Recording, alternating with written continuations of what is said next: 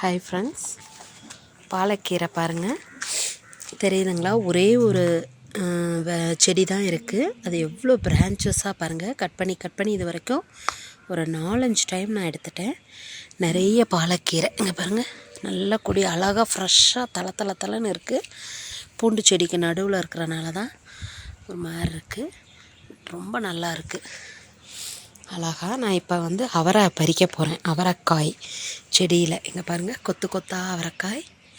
இதுக்கு நான் எந்த உரமும் கெமிக்கல் எதுவுமே போடலை, ஆர்கானிக்காக தானாக வளர்ந்தது. இந்த பாருங்கள், இங்கே ஒரு 10 அவரை இருக்குது.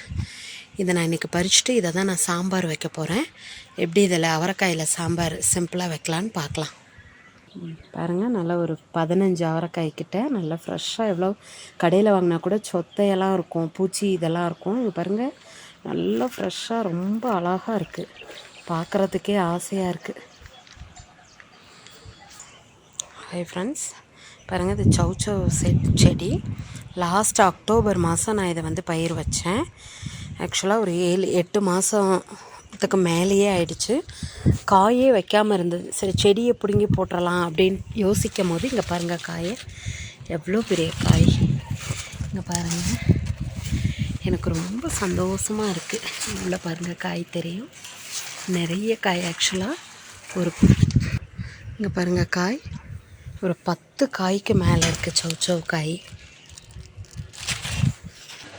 இந்த சைடு பாருங்கள் எவ்வளோ காய். இங்கே பாருங்கள், நிறைய காய் இருக்குது பாருங்கள். எனக்கு ரொம்ப சந்தோஷமாக இருக்குது. ஆக்சுவலாக செடியை எடுத்துடலாம் அப்படின்ட்டு நான் நினைக்கும் போது எனக்கு இந்த காயெல்லாம் பார்க்க ரொம்ப ஆசையாக இருக்குது, ரொம்ப சந்தோஷமாகவும் இருக்குது.